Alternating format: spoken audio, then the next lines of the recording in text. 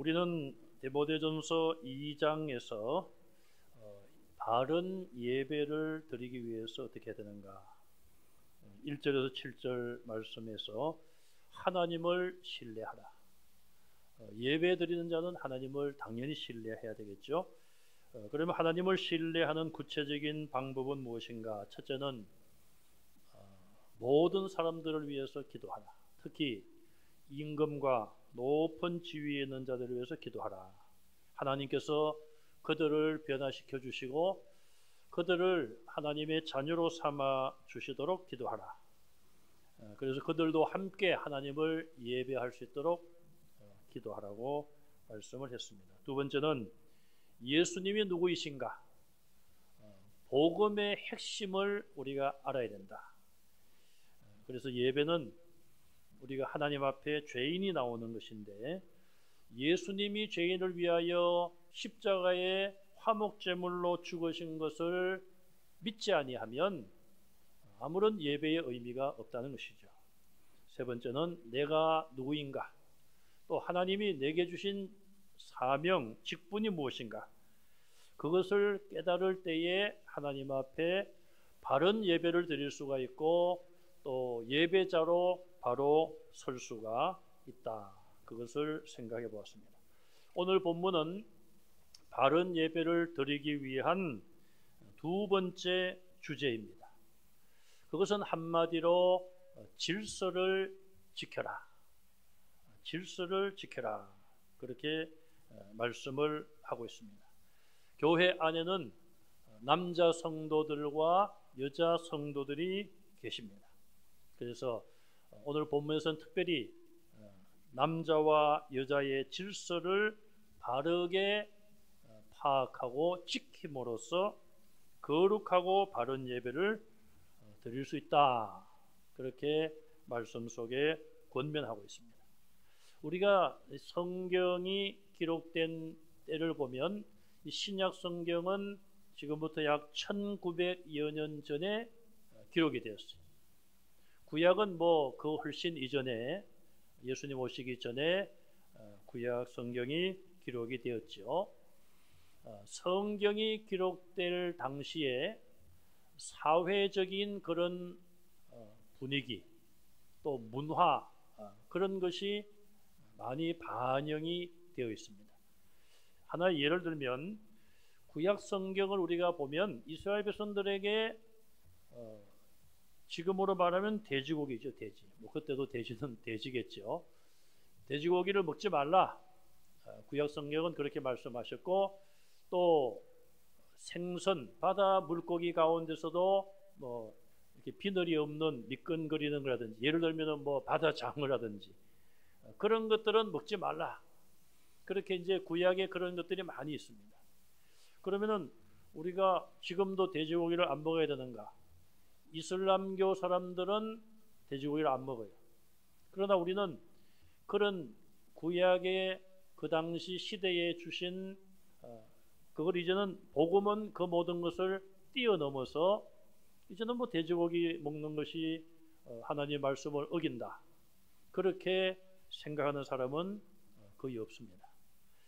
그래서 우리가 성경 말씀을 읽고 또 묵상하고 또 이 말씀을 공부할 때에 두 가지로 생각을 해야 됩니다. 하나는 아무리 시대가 바뀌어도 변치 않은 하나님의 말씀이 있어요. 예를 들면 십계명 같은 거예요. 십계명은 모세 시대에 하나님께서 모세를 통하여 주신 것인데, 사실은 그 이전에는 그러면은 십계명이 없었을 때는 십계명 그 계명들을 어겨도 괜찮았는가? 모세 때부터 예를 들어서 살인하지 말라. 그럼 그 이전에는 살인해도 괜찮은가? 그건 아니죠. 이미 인간의 양심적으로 또 하나님이 주신 인간의 그 양심에 비추어 볼 때에 양심의 가책이 되는 것들은 죄라고 볼 수 있는 것입니다. 단지 하나님께서 모세를 통하여 십계명을 주신 것이죠. 그럼 그 십계명이 오늘날은 지키지 않아도 되느냐? 그렇게 생각하는 사람은 아무도 없을 것입니다. 그런 시대가 바뀌어도 변치 않는 하나님의 계명은 지켜야 돼요. 그러나 뭐 조금 전에 예를 들었던 돼지고기를 먹지 말아라. 그런 것들은 지금 이 시대에는 우리가 지키지 않아도 말씀을 어기는 것이 아니다. 그렇게 여러분들이 이해를 하셔야 됩니다. 자, 그래서 오늘도 보시면은 내용을 보시면은 이거 좀 시대에 좀 맞지 않는 것 같다. 이렇게 생각할 수 있는 그런 내용이 오늘 본문에 나와 있습니다. 자, 그런 것들을 우리가 지혜롭게 잘 받아들여야 된다는 거예요.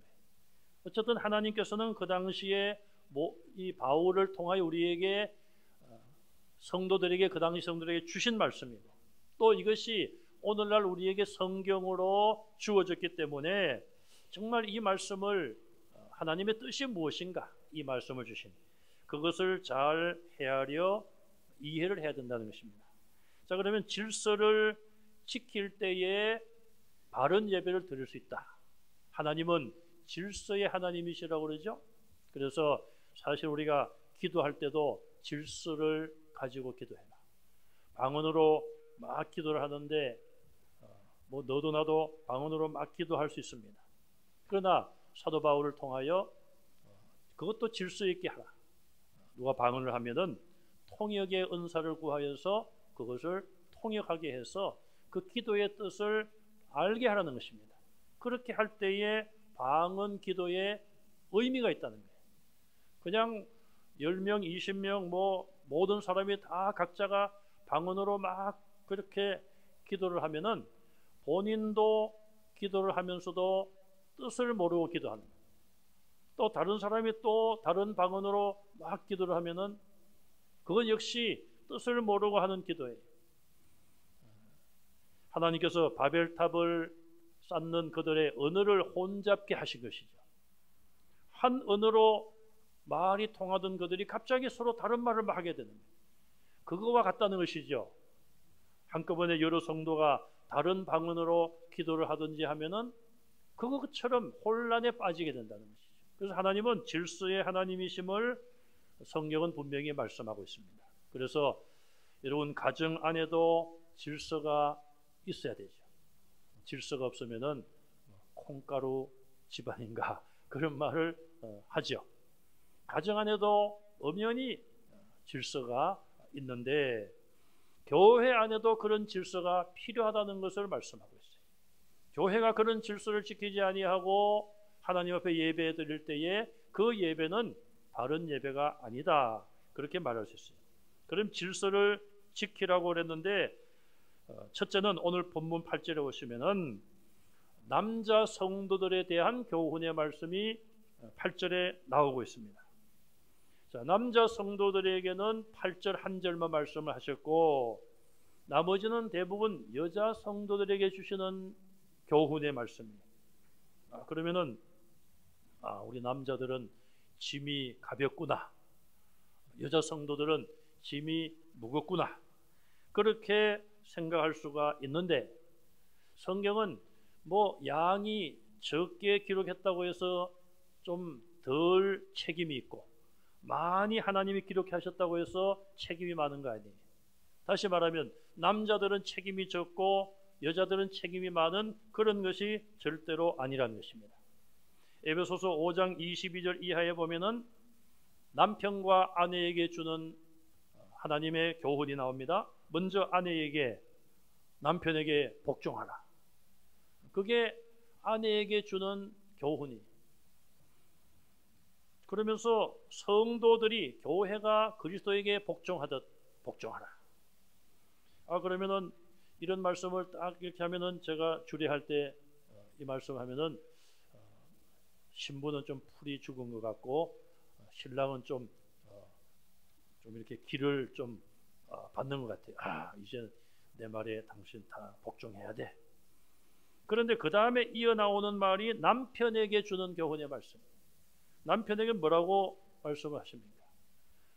남편에게는 예수님이 그리스도가 교회를 사랑하여 자기 자신을 주심과 같이 아내를 사랑하라. 예수님이 교회를 위하여 우리 성도들을 위하여 자기를 주셨다는 말이 뭡니까?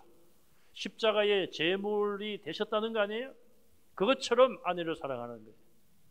그 말은 목숨을 내놓고라도 아내를 사랑하는 말이에요. 또 그 밑에 보면은 자기 자신을 사랑함 같이 하라. 우리 남편 되시는 분들은 어떻게 하시든지 제가 눈으로 보지 않아서 잘 모르겠는데요. 남편 되시는 분들이 몸이 아플 수 있습니다. 몸살 기운도 날 수가 있고 몸이 아플 수 있잖아요.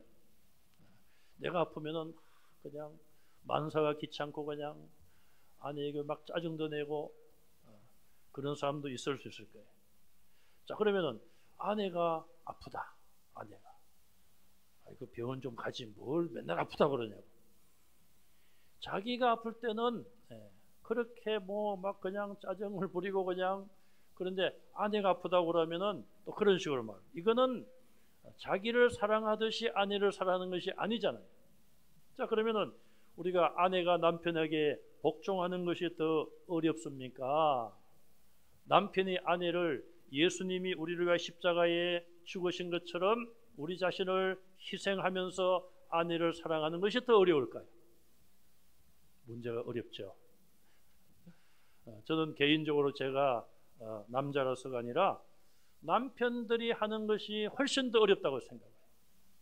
예수님이 십자가를 지신 것이 얼마나 어렵습니까? 예수님은 하나님의 아들이시고 뭐 다 하실 수 있는 분인데, 전능하신 분인데 십자가에서 그 모든 고통도 그냥 안 느낄 수가 없었을까? 모든 능력이 있는 분인데. 그건 잘못된 생각이에요. 예수님은 하나님의 아들이고 신성이시면서도 인성을 그대로 갖추고 이 땅에 오신 거 아닙니까? 우리가 아픈 것처럼 예수님도 아프신 거예요. 손에 못 박히면. 예수님이 십자가에서 우리를 위하여 돌아가시는 것이 더 어려운 일인가? 내가 주님을 사랑하고 주님께 복종하고 순종하는 것이 더 어려운 일인가? 십자가를 지는 일이 더 힘들고 어려운 일이죠. 그래서 에베소서에 나오는 그 말씀을 보더라도 남편의 책임이라고 그럴까요? 그것이 훨씬 더 무거운 거예요. 오늘 본문에도 보시면은 8절 단 한 절 말씀인데 이 말씀이 얼마나 어려운 말씀인지를 한번 보시기 바랍니다. 자, 그러므로 각 처에서 남자들이 그랬어요. 남자들이 각 처에서 이렇게 하라는 것입니다. 여기 각 처에 있는 남자, 이 말은 교회로 모이는 모든 곳마다 그런 뜻이에요. 여러분, 교회로 모이는 모든 곳은 어디입니까? 우리는 교회 안에서만 교회로 모인다고 생각을 하는데 교회는 크게 두 가지입니다. 유형 교회가 있고 무형 교회가 있어요. 문산 교회 이러면은 유형 교회, 형체가 있는 교회. 무형 교회는 뭔가? 성도 한 분 한 분들이 다 교회예요. 그래서 우리가 왜 무형이라고 하느냐? 우리가 밖에 나가면은 처음 보는 사람들은 내가 예수님을 믿는지 안 믿는지 잘 몰라요. 그래서 형체가 없다고 해서 무형교회예요. 여기 교회로 모이는 모든 곳의 남자들은 그 말입니다. 그러므로 성도들이 모이는 모든 곳은 결국은 교회가 모이는 곳이고, 그들이 교회 안이나 교회 밖이나 어디에 모이든지 간에 그곳에 있는 남자들에게 이 말씀을 주고 있는 것입니다. 자, 교회 안에서도요, 예배 시간만 모이는 거 아니에요. 원래회로 모이죠. 남녀전도에 또 무슨 교제 모임이 있을 수 있고요. 또 구역 모임이 있고 찬양을 준비하기 위한 모임도 있고 뭐 여러 모임들이 많이 있어요. 그 모든 것이 바로 교회가 모이는 것이에요. 그 모든 곳에 있는 남자들에게 주는 교훈의 말씀이에요. 우리가 사도신경 신앙고백을 하면서 성도가 거룩한 공회와 성도가 서로 교통하는 것과 거룩한 모임과 성도 한 사람 한 사람이 또 성도끼리 서로 교통하고 교제하는 것, 그것을 우리가 믿는다고 고백을 합니다. 그래서 바울은 특히 남자 성도들이 교회에 공적으로 모이는 그런 모든 모임에서 하나님께 기도하라, 그렇게 권면하고 있어요. 두 번째는 분노와 다툼이 없어야 한다. 이 말은 교회는 서로 하나가 되고 연합하는 것입니다. 하나님의 성령은 일치와 조화와 질서를 가져다 줍니다. 하나님께서 모든 만물을 창조하실 때도 우주의 그 모든 질서를 하나님이 만들어 놓으셨어요. 가끔 가면서 과학자들이 그런 이야기를 합니다. 앞으로 20년 후에 30년 후에 지구가 어떤 별과 부딪혀서 큰일이 날 것이다. 지금까지 그런 적이 없어요. 하나님은 질서의 하나님이시고 일치와 조화를 원하시는 하나님이십니다. 그래서 예수님께서도 요한복음 17장에서 제자들로 하여금 하나가 되게 해주십시오. 그렇게 하나님 아버지 앞에 기도했습니다. 성령은 하나 되게 하지만은 악한 영, 사탄의 영은 분열과 부조화와 무질서를 가져옵니다. 여기 분노와 다툼이 없어야 된다. 분노는 에베소서 4장 31절에 보니까 노함과 분냄을 버려라. 골로새 3장 8절에 분함과 노여움을 벗어버리라. 그런 것들은 다 우리가 내던져야 되고 벗어버려야 될 것이 바로 분노와 노함, 이거예요. 왜 사람들에게 분노와 노함이 일어납니까? 다툼이 일어납니까? 감정의 상처를 입어서 그래요. 내 감정을 건드려서 기분이 나빠지는 것이죠. 또 내 마음에 안 들어서 나는 저렇게 원치 않아, 내가 원하는 게 아니야.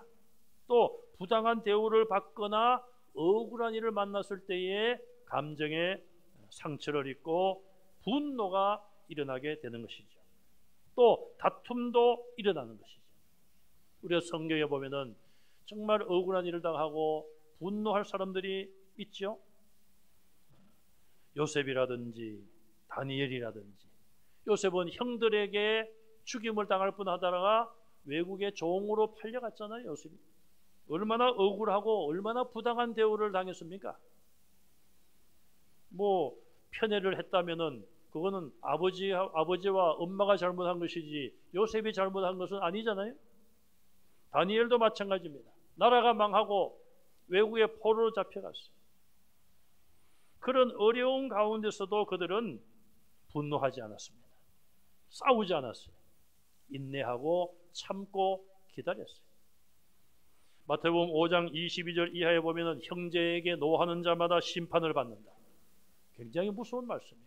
형제에게 분노하면은 심판을 받는다.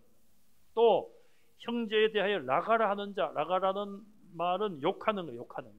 우리나라 말로도 남을 욕하는 표현들이 있지 않습니까? 그렇게 하는 자는 공회에 잡히게 된다.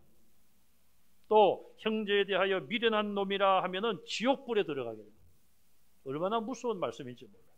그러면서 예수님 말씀이 예물을 가지고 제단에 드리려다가 예물을 준비해 왔습니다. 소나 양이나 염소, 비둘기 이런 걸 준비해 왔습니다. 지금으로 말한다면 헌금을 가지고 왔어요. 막 예배에 참석하려고 할 때에, 제물을 드리려고 할 때에 예수님 말씀이 만약에 형제에게 원망 들을 만한 일이 생각나거든.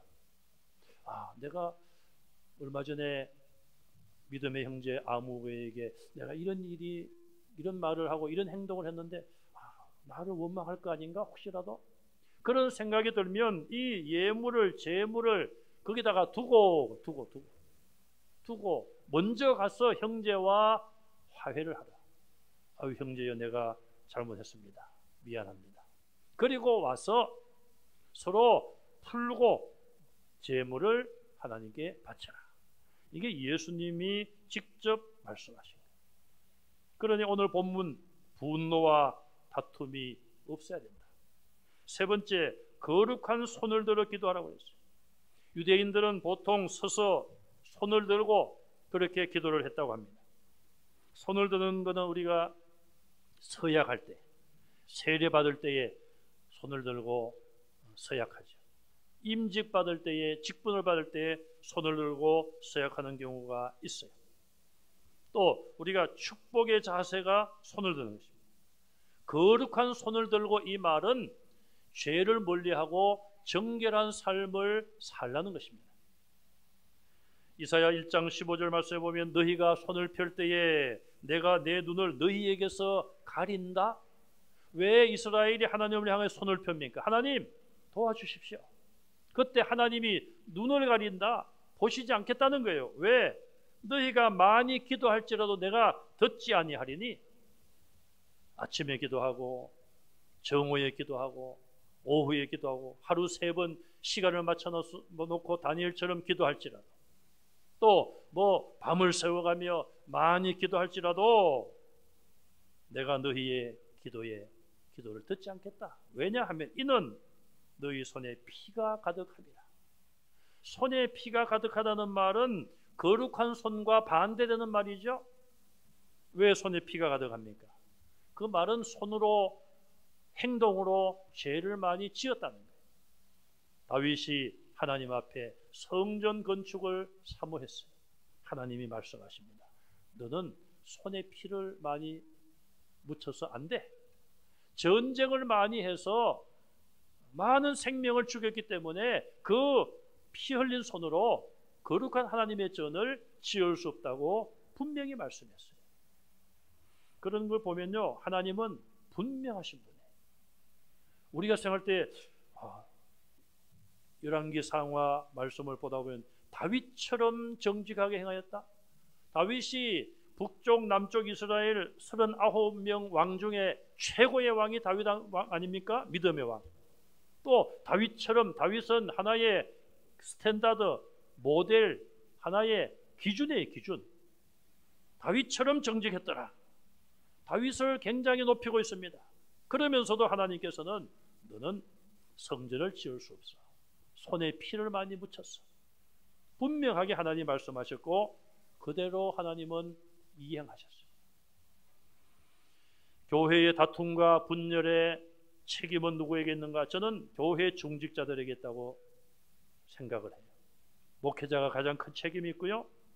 또 중직자들 보면 대부분 우리 교단은 남자분들이 중직자들. 그러므로 교회가 하나가 되어 바른 예배를 드리고 질서 있게 예배를 드리기 위해서는 남자 성도들이 오늘 본문 말씀과 같이 분열과 다툼, 분노와 다툼이 없어요. 연합해야 되고 서로 사랑해야 되고 또 거룩한 생활을 힘써야 돼요. 거룩하고 깨끗한 손을 하나님을 향하여 들고 기도할 것을 말씀하고 있습니다. 남자 성도들에게 8절 한 절만 주셨지만은 이 말씀이 굉장히 중요하고 또 이대로 하는 것이 쉽지 않음을 우리가 알 수 있습니다. 두 번째, 여자 성도들에 주시는 교훈이 9절에서 11절까지 나오고 있습니다. 첫째는 뭔가 하지 말 것을 명합니다. 뭘 하지 말아야 되는가? 9절에 보면은 하반절에 따은 머리와 금이나 진주나 값진 옷으로 단장하지 말라. 단장을 하지 말라. 금이나 진주나 값진 옷으로 단장하지 말라고 그랬어요. 이 말은 허영을 조심하라 그런 뜻이 아니겠습니까? 베드로전서 3장 3절 이하에도 보시면은 외모를 지나치게 단장하지 말라고 권면하면서 머리를 꾸미지 말고 금을 차지 말고. 자, 여성들이 특별히 사람들에게 어떤 외모로 인정받으려고 하지 말라는 거예요. 눈에 보이는 어떤 것을 장식함으로 사람들에게 인정받으려고 하지 말라는 것입니다. 그 당시에 에베소 교회에 디모데가 목회하고 있었습니다. 에베소 교회 안에 실제로 그런 일들이 있었다는 것이죠. 귀부인들이 비싼 옷을 입고 보석으로 장신구를 달고 교회에 오는 것이죠. 그럼 교회에 소동이 일어났다고 합니다. 가난하고 그런 것이 없는 자들은 매우 부러운 눈으로 혹은 질투하는 눈으로 볼 수가 있는 것이죠. 교회는 그런 부와 또 어떤 직업, 남녀, 성, 인종 그런 차별이 없는 것이 없어야 되는 것이 교회예요. 미국이 민주주의가 가장 발달한 나라라고 하지만은 불과 수십 년 전만 하더라도 굉장히 인종차별이 심했어요. 그래서 백인들만 모여서 드리는 예배 드리는 교회, 그런 교회가 있었어요. 그러니 흑인들은 얼마나 천대를 당했겠습니까? 예배 드리려고 모르고 들어가려고 하는데 여기는 백인들만 오는 것입니다. 당신들은 당신들끼리 모여서 예배하시오. 하나님이 그런 예배를 받으시겠습니까? 그래서 어떤 흑인이 얼마나 그 마음이 괴롭겠어요. 마음의 상처를 받고 있는데 주님이 위로의 말씀을 자기가 깨닫게 하시더라고. 아무개야, 슬퍼하지 말아라. 저 교회는 너를 버렸지만 나는 저 교회를 버렸다. 어디 성경에 뭐 흑인들만 모이고 백인들만 모이고 예배드리라 그런 교회가 어디 있습니까? 다 우리가 죄인들이 하나님 앞에 나올 때에 예수님의 십자가의 보혈만 믿고 나오면은 예배할 수 있는 것이죠. 자, 그래서 오늘 본문에도 보시면은 너무 어떤 자기들의 어떤 재력을 과시하거나 외모적으로 뭐 금을 차고 그러지 말라는 거예요. 두 번째, 하라는 명령이 있습니다. 이렇게 하라. 뭘 해야 되는가? 단정하라는 것이 단정. 비싼 옷을 입는 것이 아니라 옷을 단정하게 입어라. 옛날 성경에 아담하게 입어라. 이거는 질서 있게, 그 말이에요. 단정하다, 아담하다, 질서 있게, 또 소박하게, 정절로. 이런 것들은 모두가 다 정말 겸손하고 겸허한 그런 자세를 의미하고 있습니다. 자기를 과시하는 것이 아니에요. 그러면은 뭐 교회 나올 때에 그냥 후줄구리한 옷만 입고 그렇게 나와야 됩니까? 그게 그런 말씀이 아니에요. 단정하게, 너무 화려하게 겉만 꾸미지 말라는 것입니다. 그 다음에는 뭘 해야 됩니까? 선을 행하라. 이건 당연한 말씀이죠. 악을 버리고 선을 행하고, 세 번째는 순종하라. 교회의 지도자들에게 혹은 가정에서 순종하라. 네 번째는 조용하라. 에베소는 이방 지역이 있기 때문에 그 교회 안에서 여자들의 지위가 굉장히 높았고 또 여자들의 발언권도 굉장히 컸다는 것이죠. 그게 너무 지나치다 보니까 바울을 통하여 조용하라, 그렇게 말하고 있습니다. 그리고 다섯 번째는 배워라. 조용한 마음으로 배우라는 거예요. 뭐 아는 척하고 자꾸 큰 소리 내지 말고 조용하게 배워라. 제가 서두에 말씀을 드렸잖아요. 그 당시에 에베소의 그 여성들이 그렇게 극성을 부리고 자기 부를 과시하고 또 뭐 좀 지식을 좀 안다고 해서 지식적으로 막 나타내고 교회 안에서 큰 소리치고 그런 상황에서 주신 교훈의 말씀이에요. 요즘 어떻습니까? 오늘 말씀에 쭉 12절 이하에도 보면은 영적인 리더십을 말씀하면서 여자는 조용해라, 남자를 가르치지 말라. 지금은 많은 교단들이 여성들에게 목사 안수를 주고 있어요. 그러면은 이 말씀이 안 되잖아요. 그 교회 담임 목사가 여자분이면은 남자들도 그 말씀을 듣고 배워야 되는 거예요. 그래서 이 당시에는 이 에베소, 특별히 디모데가 목회하던 에베소 교회에 그런 좋지 않은 그런 일들이 너무 있고 교회가 어지럽고 질서가 없어서 이런 말씀을 주셨다는 거예요. 그래서 우리는 근본적인 원리를 잘 지혜롭게 취하면 되는 거예요. 그럼 오늘날은 전혀 상관이 없느냐? 아니죠. 오늘날도 에베소 교회처럼 그런 상황이면은 이 말씀을 우리가 적용을 해야 되는 것이죠. 여자뿐 아니라 남자들도 조용한 가운데 거룩하게 기도를 해야 됩니다. 목소리를 내지 말고 거룩하게 먼저 기도해야 되는 거예요. 또 여자분들은 조용한 가운데 겸손한 모습으로 교회를 위하여 하나 되도록 노력해야 된다. 그렇게 적용할 수가 있습니다. 자, 12절 말씀해 보시면은 12절부터 15절까지 영적 리더십에 대해서 말씀을 합니다. 여자가 가르치는 것과 남자를 주관하는 것을 허락하지 아니했다. 그 당시 사회적인 상황에 주신 교훈이고 에베소 교회 안에 이방 여인들이, 많은 부유층에 있는 여인들이 교회의 지도자들에게 순종치 않음에 대한 교훈의 말씀입니다. 그러면서 조용히 배워라. 이유가 무엇인가? 13절 이하에 보면은 하나님이 아담을 하와보다 먼저 창조하셨다. 만약에 순서가 바뀌어가지고 아담을 먼저 창조하셨다면은 하나님께서 이제는 만약에 그렇다면 남자들이여 조용하고 조용할지어다, 여성들에게 순종할지어다, 그렇게 말씀을 주셨을 거예요.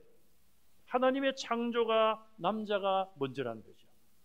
고린도전서 11장 7절 이하에 보시면은 남자는 하나님의 형상과 영광이요 여자는 남자의 영광이라고 했어요. 또 남자가 여자에게서 난 것이 아니요 여자가 남자에게서 났다. 이 말은 아담의 갈비뼈를 취하여서 하와를 만드셨다는 말씀이에요. 그러나 11절 고린도전서 11장 11절에 보면 그러나 하나님께서 남자를 먼저 창조하시고 하와가 아담에게서 나고 했다 할지라도 주 안에서 남자 없이 여자만 있지 않고 여자 없이 남자만 있지 아니하다. 주 안에서 처음에 아담과 하와를 창조할 때는 그랬지만은 그 이후부터는 남자 없이 여자만 있는 것이 아니고 여자 없이 남자만 있는 것이 아니란 것이죠. 두 남녀가 연합하여 가정을 이루고 후손들이 태어난다는 것이죠. 그래서 이는 여자가 남자에게서 난 것 같이 남자도 여자로 말미암아 났습니다. 맨 처음에 여자인 하와만 아담의 갈비뼈에서 나왔지 그 이후로는 모든 남자들은 어머니를 통해서 왔다는 거예요. 이렇게 되면 누가 더 높으냐, 누가 더 먼저냐, 그렇게 말할 수 없다는 것이죠. 이게 성경의 교훈이에요. 그래서 성경의 어떤 교훈을 보면은 남자를 막 높이는 것 같아요. 그러나 그렇지 않아요. 기독교 복음이 들어간 곳은 여성의 인권이 항상 올라갑니다. 반대로 복음이 들어가지 않은 곳은 여성들의 인권이 굉장히 무시다. 우리나라도 조선 말기에 복음이 들어왔지 않습니까? 그래서 그 학교를 세우니까, 선교사님들이 학교를 세우니까 학교 갈 수 없었던 우리 여학생들이 학교를 가서 선진 공부를, 문화를, 교육을 받게 됩니다. 그래서 기독교 복음이 제대로 자리 잡은 나라에서는 남녀에 대한 평등, 남녀 평등, 여성들의 인권이 존중을 받는 것입니다. 오늘날은 어떻습니까? 하나님의 창조의 질서는 변함이 없습니다. 그건 창세기에 나오니까. 또 가정 안에서 우리 사회를 보면은 남자와 여자의 역할이 많이 바뀌어졌어요. 저희 부모님 때만 하더라도 남자가 밥을 합니까?